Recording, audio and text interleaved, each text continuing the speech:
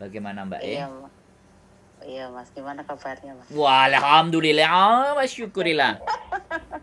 Udah sampai enggak, waktu itu kan itu saya mau cerita yang senang aja lah.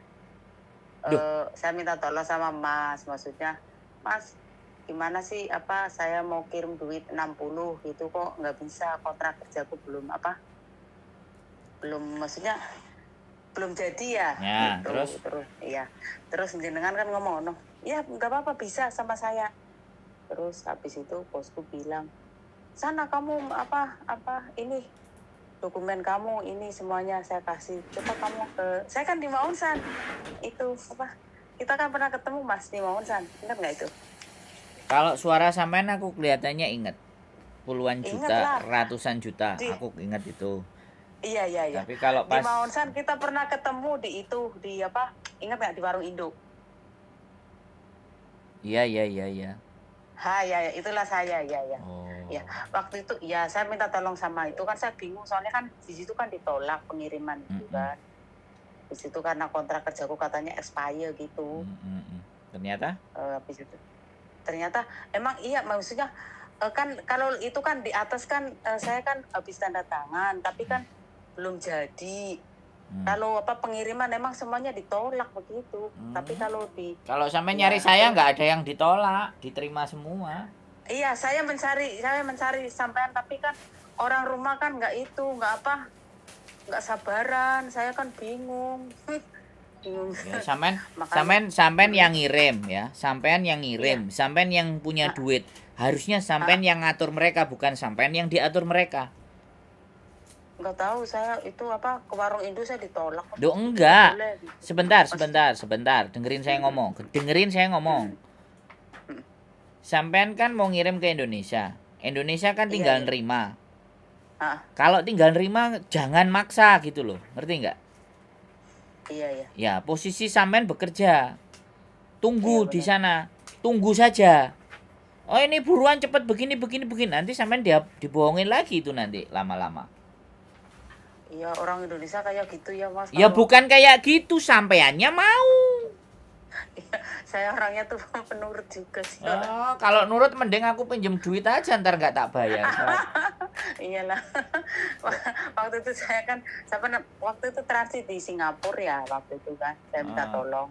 Iya, bisa boleh gitu. Waktu saya mau berangkat ke Hong Kong lagi ya, pergi cuti itu ya.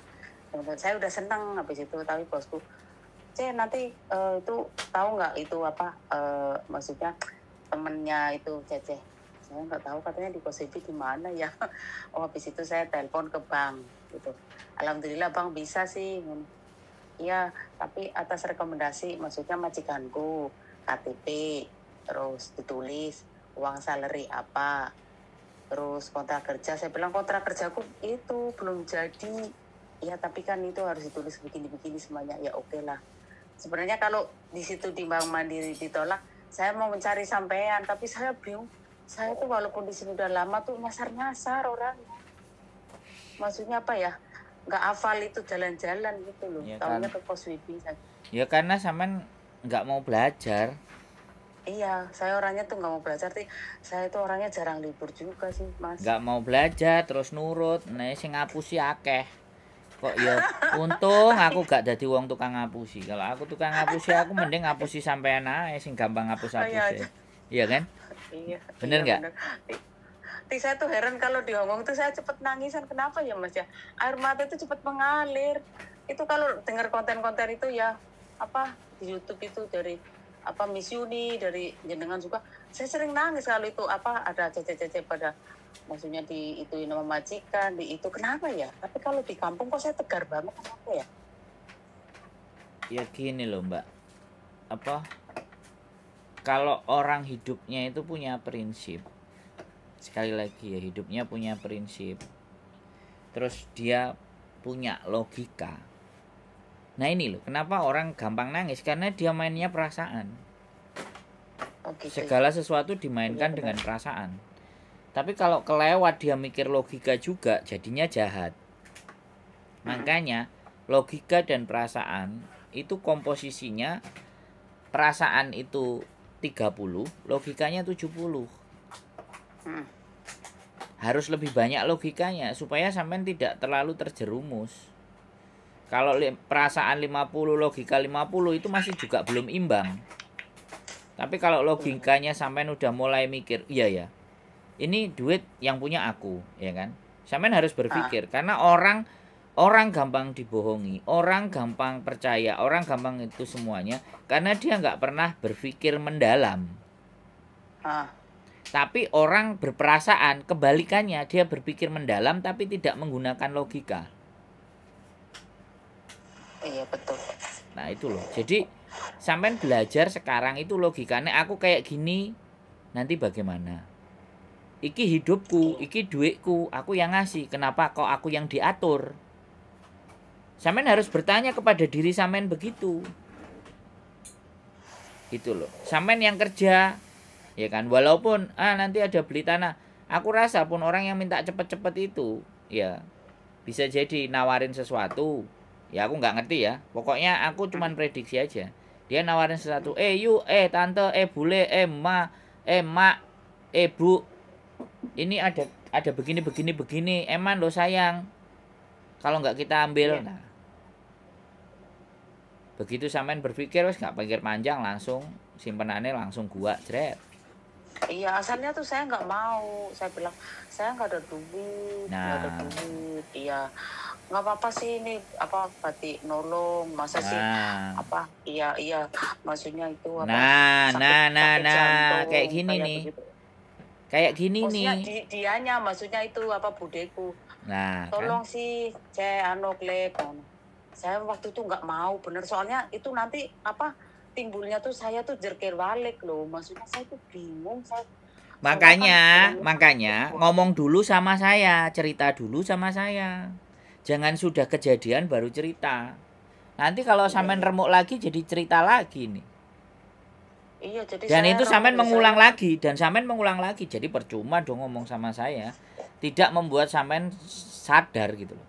Artinya sebenarnya untuk yang kedua, yang ketiga, dan 4, kalau sampean tersakiti lagi, sampean terjerumus lagi, ya itu memang sudah keinginan sampean sendiri. Bukan karena sampean mau belajar dari masa lalu. Ada yang tipe kayak gitu. Makanya terus ngomong aku kok uripku kayak tersakiti aja sih. Lah ya kitanya nggak mau bangun. Kitanya nggak mau mikir kok. Gimana nggak dimanfaatkan sama orang-orang yang tidak jelas, dan orang-orang itu sudah pasti tahu karakternya sampean. Kok ya untungnya saya sampean begitu kan, saya nggak nyari sampean lagi tembung utang. Otomatis kalau saya tembung utang 100 juta lah kan, sampean sudah ngelihat saya, sampean sudah paham saya butuh kayak gini luar ya. Di dalam benak sampean nggak nek pikiran kok balik nopo rana. Nah orang-orang terdekat sampean itu memanfaatkan itu gitu. Itulah yang akhirnya menjadi kepedihan yang berulang-ulang. Ini sudah setelah sampean cerita yang satu kali itu. Kalau ini ternyata nggak benar juga, berarti moyong sampean ngomong sama saya, Mbak. Wong sampean balen itu apa dikasih apa itu materi yang apapun itu semuanya. Mau materai, mau apa, kalau mereka meleset terus kita pakai pengacara juga pakai duit juga. Jatuh-jatuhnya keluar duit juga untuk hanya agar supaya uang itu kembali lagi ke kita. Nah itu loh yang nggak sampean pikir. Nggak jauh. Kalau ragu, kalau takut, pending dulu, tahan dulu. Diajak berbicara orang yang bisa dipercaya, diajak berbicara orang yang bisa. Gitu loh. Orang yang menurut sampean anggap.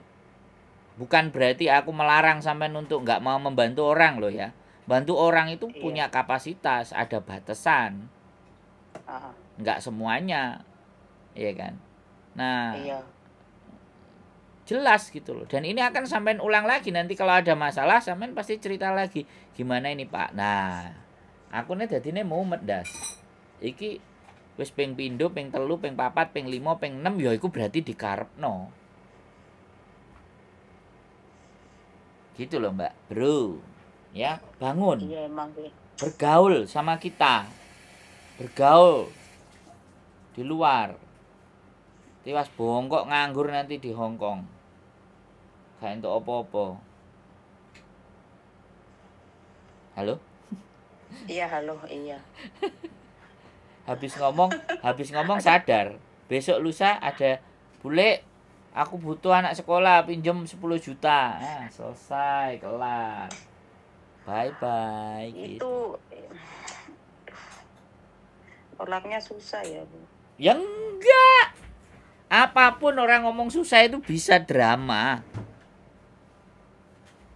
Kalau memang mau ngasih, ini ada 1 juta, ini ada 500, ini ada 300, gratis saja buat kamu. Aku kalau uang segitu nggak ada. Adanya sekian aja udah. Aku niatin sedekah aja buat kamu. Gitu lebih enak. Kehilangan 1.500.000 nggak berharap balik. Tapi 60 Iya. berharap balik ternyata nggak bisa balik. Pahit loh, perih loh mbak. 60, 125 kok. Nah, ya 1 juta. sudah. Serah sampean lah. Jadi begitulah ceritanya. Dan sampean bercerita dengan saya. Sama aja ketika saya mengiyakan. Pertama kali saya masih prihatin. Saya empati. Kedua, ketiga nggak ada empati lagi. Berarti memang sampean orangnya begitu. Jadi sampean itu membantu orang yang sampean anggap lemah. Tapi giliran sampean yang lemah, sampean telepon. Mencari pembenaran. Curhat. Padahal sebenarnya banyak pelajaran yang kita bisa ambil dari awal. Nggak harus terjerumus kepada lubang yang sama. Nah kalau cerita sama saya lubangnya ternyata sama aja dan 3 kali 4 kali, coba aku harus berpikir apa? Bisa juga sampean play victim, bisa juga sampean nggak bener ceritanya. Aku kan berpikirnya seperti itu. Masa jatuh ke lubang yang ke 10 kali, ke 8 kali, ke 7 kali, jatuh kedua kali di lubang yang sama saja itu orang sudah nganggepnya, aku nggak mau ngomong kasar nanti. Nah, nek sampai 3 kali, 4 kali, 5 kali. Gitu loh Mbak Bro. Ini Iya, persoalan kan asalnya kan iya, budeku kan ini maksudnya suaminya kan sakit jantung kayak gitu. Habis itu kan dia nggak punya nggak punya duit. Habis itu kan ditawarin saya lah duit. Maksudnya sawah itu. Tapi asalnya saya kan nggak punya duit. Saya bilang ya nantilah kalau aku ada duit, tapi saya ada duit tapi sedikit, maksudnya kalau sampai bisa sabar nanti aja, aku bilang gitu. Tapi setelah saya DP dia nggak sabar, dia mintanya setelah 1 bulan mintanya dilunasi kayak gitu. Terus singkat kata saya yang ngomong sama majikan gitu, itu kalau saya pinjem boleh nggak, bilang gitu. Kamu mau pinjem berapa? Saya mau pinjem 50, tapi dia kasih 67 gitu. Aku bilang, kok banyak amat bos, nggak apa-apa, ini kamu kan habis tanda tangan kontrak, terus ini uang penerbangan sama kamu dapat bonus 1 bulan gaji, dia bilang gitu. Terus saya bilang, maksudnya kirimnya gimana ya, orang semuanya ditolakin. Ya cobalah kamu tanya-tanya itu ke warung Indonesia, kamu ke Maunsan sana, itu bawa dokumen, ternyata di Maunsan kan ditolak. Habis itu saya lihat sampean lagi live kan, saya ngomong sampean gampang, sini aja nggak apa-apa. Dan aku bilang, bos itu saya punya teman boleh kok, di mana di itu Pos BB, apa saya perlu ikut? Nggak usah, aku bilang gitu. Tapi saya nggak tahu nomor alamannya di mana ya, saya kan orangnya bingungan mas. Jadi saya tuh bingung. Habis itu saya cari-cari maksudnya saya mau telepon ya, saya kan jaga anak 3 jadi kan sibuk ya, setiap hari sibuk, jadi saya nggak ada waktu gitu. Habis itu ya udah saya telepon yang maksudnya yang bisa kan, saya semua kan ditolak. Kalau TNC kan maksimal 8.000 sih 7.000 kayak gitu, kayak itu maksimal kan. Terus saya kan nggak punya teman banyak di sini, temannya sedikit gitu loh.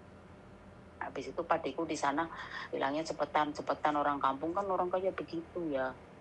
Habis itu ya akhirnya saya ke Bank Mandiri kayak gitu. Tapi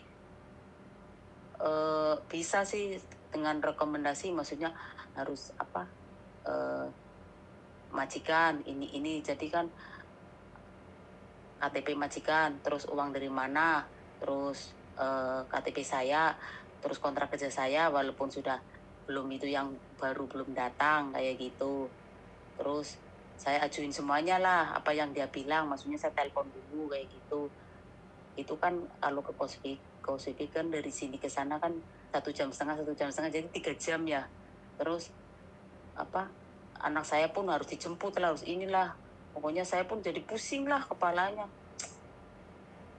Ya kayak gitulah, setelah saya sudah kirim ya sudah bombong lah kayak gitu ya. Cuman ada itu sih apa, ada materi kayak gitu sih, maksudnya bahwa ini punya saya kayak begitu dari orang kampung itu loh Mas, kayak gitu ceritanya. Sampean nggak tanya tanah itu dalam bentuk apa? Sertifikat Itu iya, atau apa? sertifikat itu Nah, tanah sertifikatnya itu suruh ngirim ke Hong Kong loh. sertifikatnya disimpan sama anak saya tuh. Saya mau kasih balik nama tapi nggak bisa, soalnya harus kirim apa, KTP asli saya, terusan KTP, maksudnya KTP asli saya, tapi kakak di sana sih, maksudnya pokoknya harus KTP asli saya kayak gitu. Soalnya kan saya walaupun bagaimana kan saya nggak mau atas namakan anak dulu kan, saya sudah saya takut lah kayak kejadian-kejadian yang lain-lain gitu ya, anak dikasih ini nanti nanti berubah kayak gitu loh, maksudnya apa ya, bisa ini punya saya kayak gitu Mas. Ya tapi memang sih saya menyadari kalau orang kampung itu kalau sudah, maksudnya saya nggak ada duit, iya tapi dikejar terus kayak gitu sampai kan saya jengkel balik kayak gitu. Memang betul ya maksudnya jadi pelajaran kayak gitulah, maksudnya tapi saya sering melakukan kayak gitu, bener sampean bilang kayak gitu, saya orangnya tuh nggak teganan kayak gitu. Terus sekarang sampean ngomong saya dengerin aja ya, berarti kan nggak perlu saya ngomong kan? Ya perlu sih kasih sampean dulu sudah nasihatin maksudnya tentang ya saya tipu garangan kayak gitu. Memang saya sudah nggak ada hubungan sama dia sih, sudah nggak ada apa-apa lagi, maksudnya sudah nggak ada ya udah pergi kayak gitu. Sekarang mah ya saya positifnya cuma kerja kayak gitu aja. Ya kan seandainya besok lagi kalau seperti sampai bilang kalau mau kirim ke sampean katanya gampang kayak gitu kan, bisa kan kayak gitu, siapa tahu saya punya teman kayak gitu kan. Bukan gini loh, hidup itu kan banyak pengalaman orang itu ditipu dengan cara yang bermacam-macam. Kalau sampean memang butuh rumah, kadang orang-orang pikirannya instan ya, mumpung tanahnya murah deh, karena orangnya butuh, karena sakit ya berapapun akan diterima kan kayak gitu. Oke, sertifikat sampean percayakan ke anak, oke nggak ada masalah. Sertifikat itu kan bisa digadein ya, boleh iya. Boleh ya, saya berpikir hal yang negatif. Betul. Jadi itu sudah ada di rumah ya kan. Jadi ketika nanti itu dipinjam orang, terus dipinjam anak sampean atau dibuat digadaikan, dong anaknya kok oke lah, banknya dicoba japu nanti cair segini buat kamu kan bisa diatur. Terus begitu sampean pulang, walaupun saya ngerti sampean punya anak seberapa anak itu kepada sampean ya, tapi sekali lagi kalau saya, karena saya berpikir perasaannya tadi cuma 30%, logikanya 70%.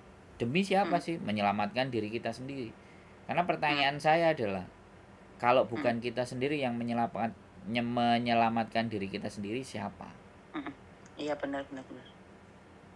Jadi kalau urusannya itu sudah tanah semuanya, itu tidak sesederhana kita hanya transfer. Kalau perlu kita pulang, kita izin sekalian. tanda tangan notaris, serah terima, balik nama. Jangan nanti-nanti. Kalau udah nanti-nanti ya sudah. Waktu nggak bisa berjalan, terus habis itu nanti menyesali. Oh, berarti ntar saya maksudnya itu ya, cuti gitu ya. Ya intinya sampean harus Heeh. rupakan benda, aset-aset semuanya sampean itu atas nama sampean gitu. Iya, iya. Minimalnya itu aman, terus sampean simpen sendiri, bukan orang lain. Taruh aja di safe depositnya bank, mau BRI, mau BCA, mau Mandiri. Safe deposit bank yang per bulannya dicas berapa boleh. Oh gitu ya. Loh, piye sih? Baru tahu.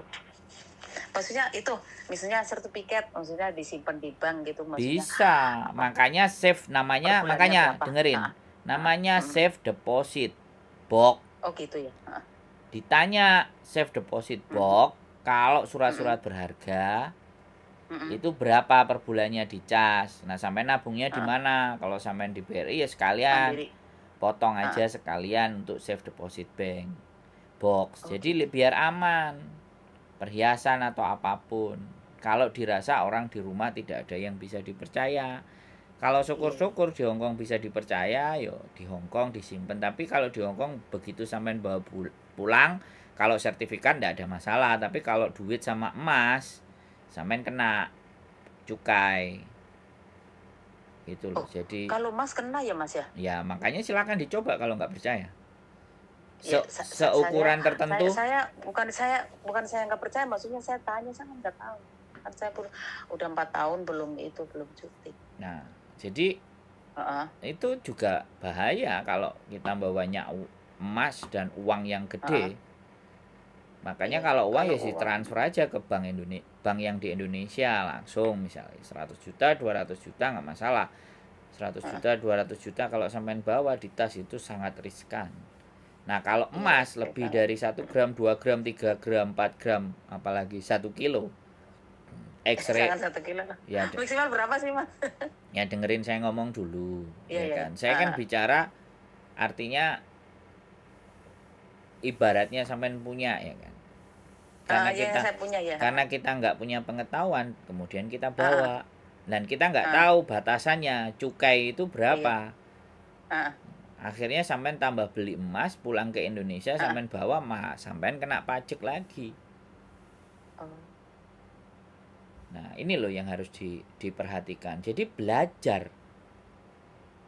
Gitu loh. Karena sampean semakin nggak libur, majikan semakin seneng, semakin niat, nggak berteman dengan teman-teman, ya aman. Tapi giliran tadi masuk dari sisi keluarga, saya orangnya nggak bisaan. Nah, sama aja bohong, selesai. Ini saya selalu berpikir negatif loh ya. Iya, benar-benar. Itu tapi itu ngomongan jenengan bener.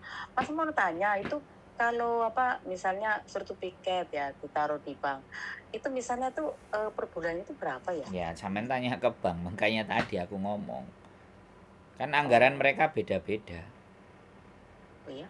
Iya dong. Ya itu di Hong Kong itu safe deposit box, orang-orang nyimpen perhiasan di bank. Kalau nggak diambil sama pemiliknya, kalau ataupun meninggal ya ahli warisnya. Jadi itu aman.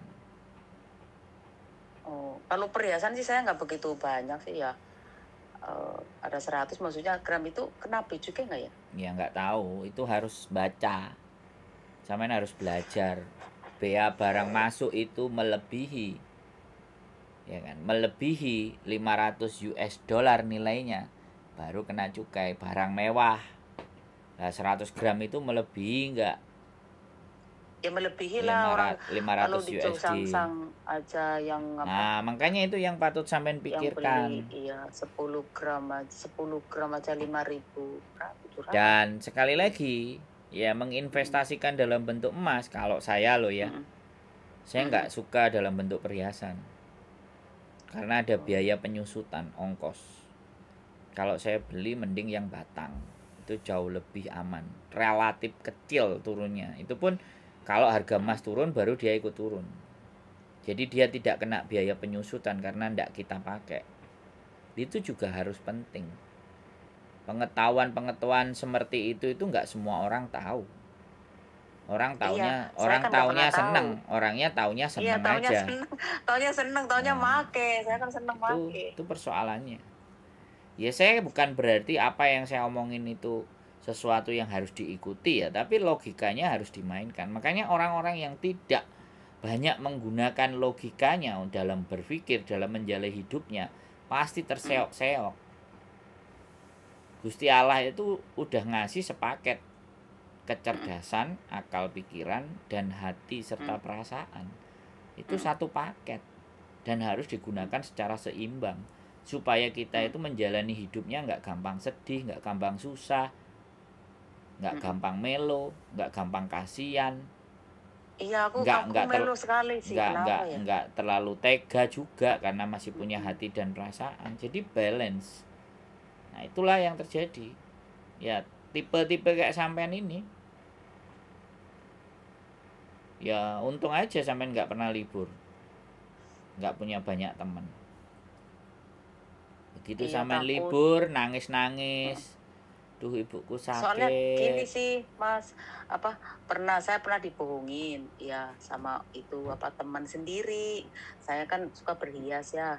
Itu temanku kan pinjem gelang 15 gram kan digadein di itu di kos WB di Satin itu. Dia mau pulang tuh nggak mau Nebus. nggak mau nebus. Iya, nggak mau nebus. Habis itu tinggal 1 hari saja, saya tuh belum gajian, sampai kan saya ngomong sama bosku bilang apa, kamu itu bodoh. Oke. Kalau bosnya sampean bilang bodoh, aku bisa bilang sampean pamer sama saya udah langsung kalimatnya begitu, Mbak, karena berkali-kali sampean ya kan cerita itu ke saya, dan itu sampean ulang lagi dan sampean cerita lagi. Jadi ini loh, rasa empati orang lain terhadap sampean akan lama-lama hilang. Karena ada jenis kepribadian, ya gini. Jenis kepribadian yang ingin dilihat bahwa saya ini orangnya walaupun kamu kasih penderitaan, saya masih kuat, saya masih strong, saya masih punya. Dan sekali lagi saya ngomong ke sampean kan, saya kontenin loh, Mbak. Tapi di situ justru sampean bercerita. Tapi orang yang dengerin kalau sudah hafal suaranya sampean, ini orang itu lagi. Ilfeel yang terjadi. Empati itu sudah nggak ada, walaupun yang sampean ceritakan itu sebuah kesedihan. Nah ini loh. Jadi mohon maaf kalau kalimat saya menyinggung hati dan perasaan. Tapi saya harus memahami yang ngajak ngomong ini bagaimana, dan saya nggak mau terbawa alur orang yang ngajak ngomong saya. Yang ada harus orang yang ngajak ngomong saya akan saya bawa ke jalan cara berpikir saya yang harusnya menurut saya loh ya, supaya jadi lebih baik. Gitu loh Mbak Bro, ya kan? Jadi ada tipikal orang yang namanya juga play victim. Jadi dia merasa dia yang paling benar, terus dia terzolimi, ya kan? Terus dia bercerita, aku lo begini dan begitu, bla bla bla bla bla. Nah setelah naik, orang yang pernah ngerasain ganti curhat lagi ke saya. Kemarin ada yang cerita begini, saya mau jelaskan begini begitu. Akhirnya itu kan yang terjadi gibahan kan. Jadi kita menjadi orang tengah, mendengar berita dari A, mendengar dari berita B, sama-sama dinaikkan. Jadi saya menghindari itu sebenarnya. Walaupun padahal itu yang senengannya dikonsumsi sama kebanyakan teman-teman. Tapi saya belajar, makanya tadi sampai aku bilang langsung dari depan tak tembak des. Apalagi nih? Masalah apalagi nih? Kan saya langsung nembak kayak gitu.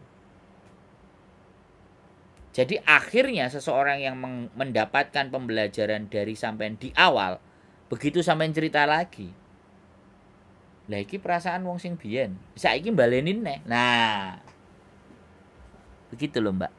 Bisa dipahami? Iya, perasaan kayak aku belum cerita belum bisa lupa. Kenapa? Kayak iya iya ya nggak apa-apa. Iya perasaan maksudnya yang pinjemin, maksudnya kenapa saya jarang bergaul sama teman-teman kayak gitu. Karena iya dulu maksudnya pernah kayak gitu. Nah, oke. Iya memang sampean belum pernah cerita. Tapi cerita kehancuran sampean yang besar itu, kemudian ada kehancuran lagi berikutnya, walaupun beda topik, tapi kan sama-sama tertipu. Boleh nggak saya bilang seperti itu? Iya sih. Nah, kalau sampean sudah tertipunya sampai 3 kali, 4 kali, 5 kali, apa kira-kira cap orang kepada sampean? Nah, itu loh Mbak. Jadi walaupun orang cerita ke saya pun, saya juga harus makanya saya ngomong juga ke teman-teman semuanya. Sekali cerita kalian sedih, 2 kali kalian cerita kesedihan lagi dengan tema yang sama, orang sudah tidak akan merespek itu karena tidak belajar dari pembelajaran yang pertama. Itu artinya kita harus kembali lagi evaluasi. Begitu loh Mbak. Ya, saya nggak mau terjebak orang cerita. Saya juga nggak mau dibilang bahwa kamu itu nggak kasihan, kamu tega. Enggak, ini bukan persoalan tega dan kasihan. Ini persoalan adalah kesalahan yang terulang dan terulang. Terus buat apa? Anggere wong Jawa ki ora kejemen ngono enggak? Bukan, ya gini loh Mbak. Kejam, logis, perasaan itu semuanya ada tempat dan posisinya. Ya kan? Kalau sampean ibaratnya, ya kan? Di Indonesia, tetangga sampean dia jantung, ya kan? Ibaratnya, nggak harus kok sampean membeli sawahnya dia. Saya punyanya cuma 1 juta, 1,5 juta ya, mohon dimaafkan. Tapi saya ikhlas kok bantu. Itu aja nggak masalah, sedekah sudah. Tapi kalau sampai ceritakan, ya kan, kayak temennya tadi, 400 gram atau berapa, dan nggak ditebus, sampean belum cerita di awal. Sing cerita garangan, habis itu cerita lagi emas. Lah berarti kan garangan emas. Lah besok ini tanah, misalnya tanahnya alhamdulillah, ya saya berharap mudah-mudahan itu enggak meleset lah intinya. Kalau itu juga meleset lagi, berarti sampean memperhitungkan segala sesuatu itu tidak secara matang, tapi hanya nafsu, mumpung. Nah itu lebih berbahaya lagi. Gitu loh Mbak ya. Aku diceritain 1 kali sampean itu cukup. Tidak ada cerita yang kedua lagi tertipu. Lah kok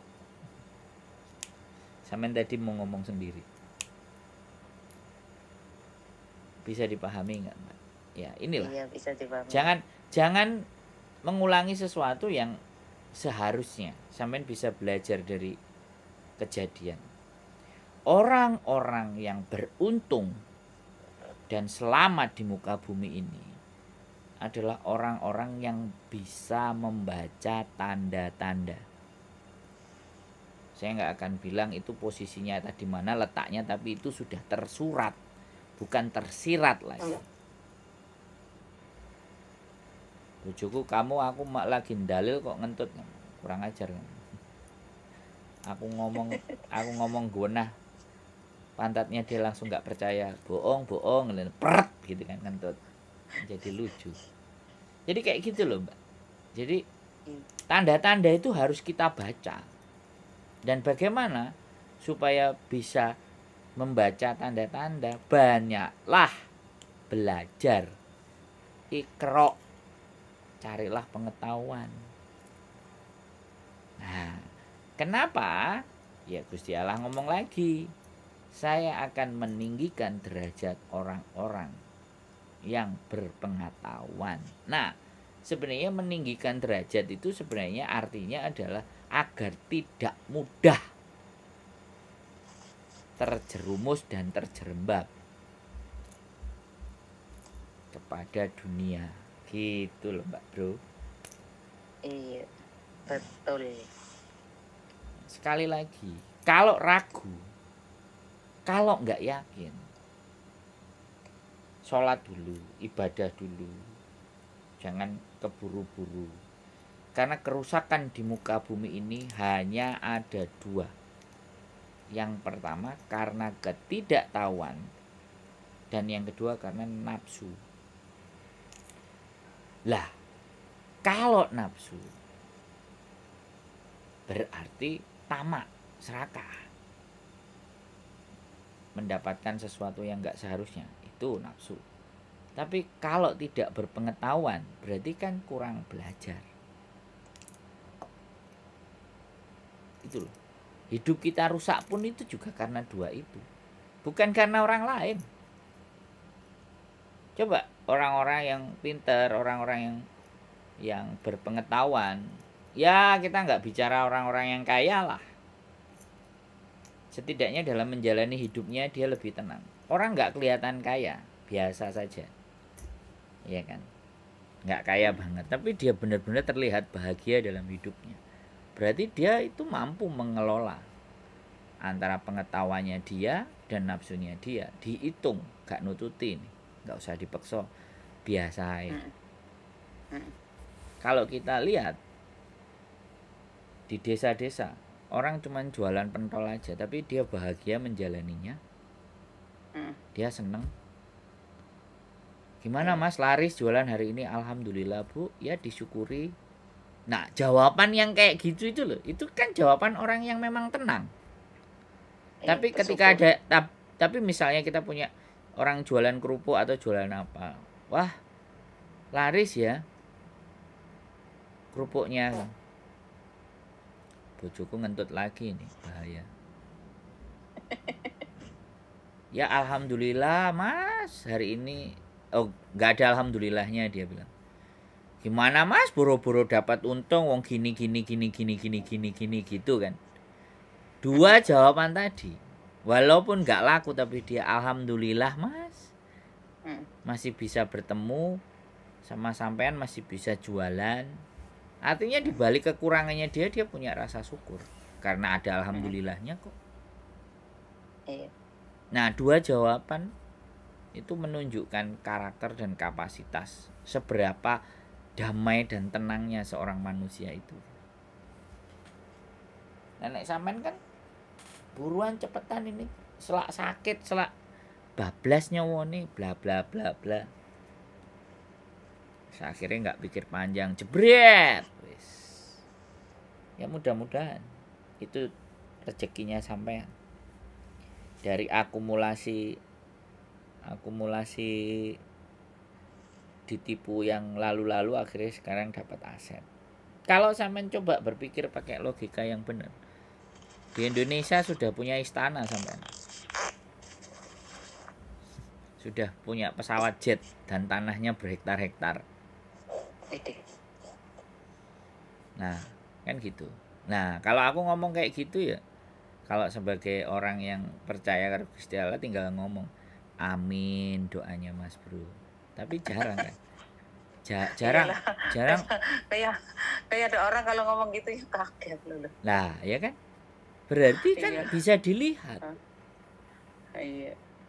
Makanya ketika kita belajar memuji seseorang, orang itu menilainya malah yang jelek. Tapi ketika orang membutuhkan uang sampean untuk menjual barang yang murah, sampean langsung iya, harusnya ya amin.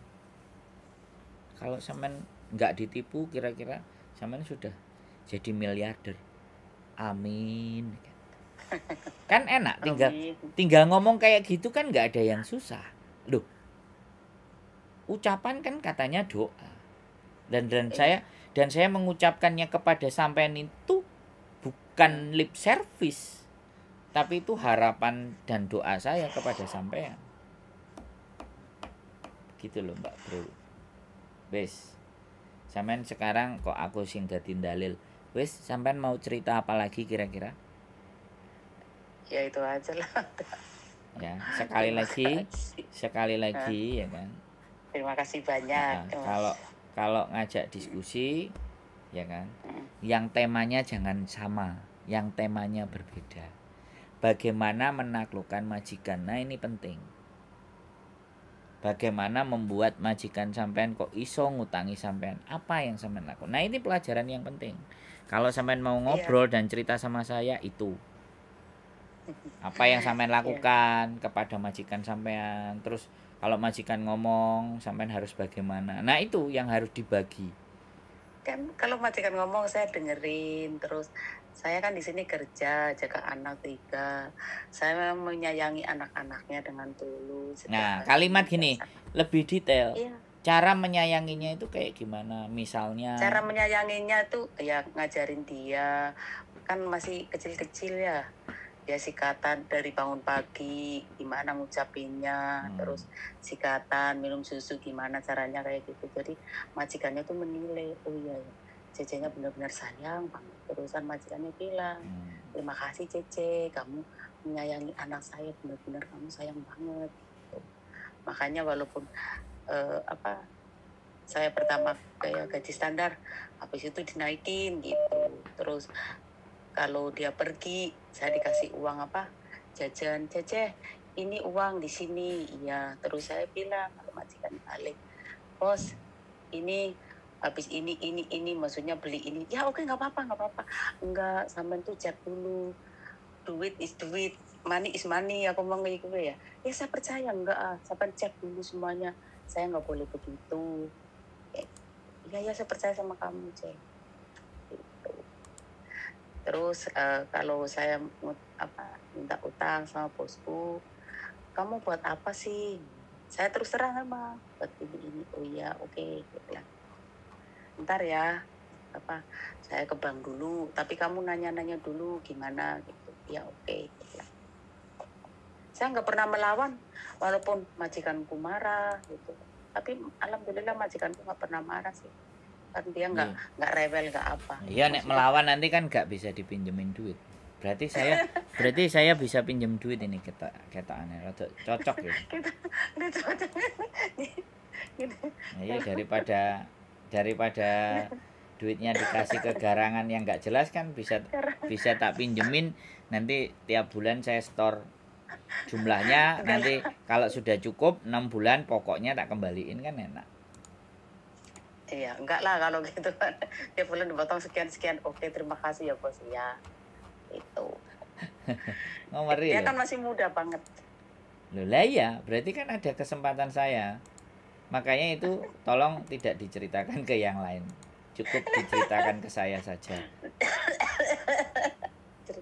Iya Jangan karena diceritakan. kalau diceritakan ke yang lain lah, tapi karena ini sudah naik ke konten jadi yang lain tahu ya anggap aja. Iya. Kalau ada yang minta Kalau nggak ada, suruh ngomong Sandro dulu gitu aja loh.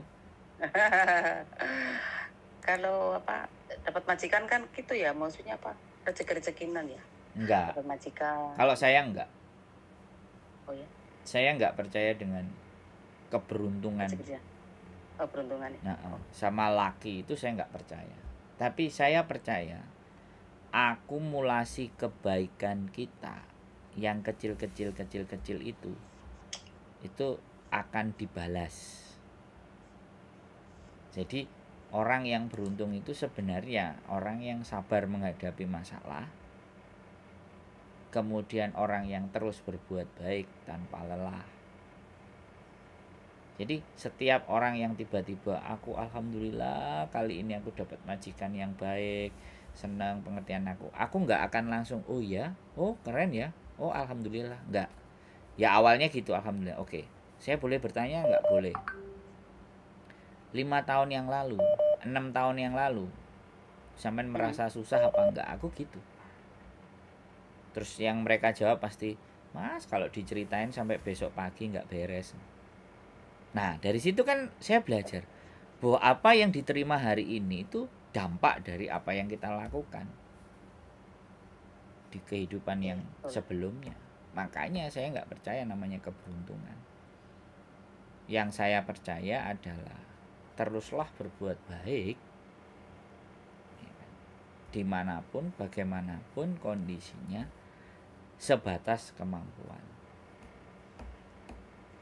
Dan bersabarlah menerima apapun yang diberikan. Dan syukurilah. Rumus saya cuma begitu. Kalau kepingin keberuntungan itu datang. Ya begitu karena saya yakin di dalam hidup ini itu ada yang punya kuasa di atas segala-galanya, atas diri kita. Ya sudah, kita tinggal ngikuti alurnya, sabar, berjuang, berusaha, terus upgrade kemampuan. Nah, kalau orang kan ngejar duit, duitnya yang dikejar dengan kerja keras. Enggak, kalau saya kebalik, saya bukan ngejar duit. Bagaimana pengetahuan saya terus bertambah. Ketika pengetahuan saya terus bertambah, kemudian saya bagi, disitulah rezeki yang akan datang. Iya, karena pemikiran seseorang lain-lain, maksudnya nggak sama. Loh, makanya tak ceritain ke sampean. Makanya belajarlah. Sampean dapat duit itu kan karena kerja dari pagi sampai malam.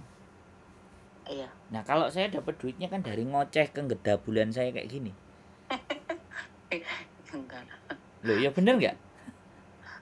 Enggak juga lah, kerja juga kan. Loh ya tapi kan kerjanya tinggal ngomel aja di depannya kamera itu. Dapat uang segunung lagi. Lah kan? Gitu loh. Jadi makanya itu keperbedaan. Iya, terhadap kalau saya pakai pengetahuan. tenaga, kalau sampean kan pakai pikiran maksudnya itu ya. Ya enggak cuman. Jadi sampean pun menolong seseorang. Sampean pun sebenarnya juga bisa. Cuman sampean enggak mau. Gitu aja. Maksudnya waktu lama. Lah. Iya kan? Iya kan? Jadi membandingkan. Sebenarnya sama-sama bisa. Iya, cuman waktu dan kepintarannya kan yang lain. Enggak. Kalau saya kan bukan waktu. Cuma masak WC, jaga anak gitu. Bukan waktu. Cara berpikir sampean itu yang enggak sama saya. Iya. Iya kan? Bukan waktu. Waktu semua manusia diberikan sama 24 jam. Enggak ada yang lebih, enggak ada yang kurang. Ya kalau sampean kan pikirannya ke atas sana. Kalau saya kan ke bawah-bawah situ aja. Pikirannya itu kan karena sampean sendiri yang mikirnya ke bawah, enggak ke atas. Iya. Oke, kita ngobrol 1 jam. Kita ngobrol itu bisa sampai besok pagi nih. Oh iya. Oke. Ya oke lah. Sehat selalu buat sampean ya. Semangat, jangan cerita yang sama. Ceritakan sesuatu yang berbeda. Oke. Okay. Keep stay tune. Yuk, sehat selalu Mbak E. Bye-bye. Assalamualaikum. Oke, buat teman-teman semuanya, terkadang disitulah ya mungkin pahit ya. Kita kepingin berkeluh kesah atau bercerita. Tapi ketika yang kita dengar aja keluh kesah terus dalam kehidupannya secara berkali-kali, siapapun juga muak. Kalau saya enggak. Berkali-kali itu kesempatan saya untuk nembak dan bengok. Oke, keep stay tune my YouTube channel and see you next video. Bye bye.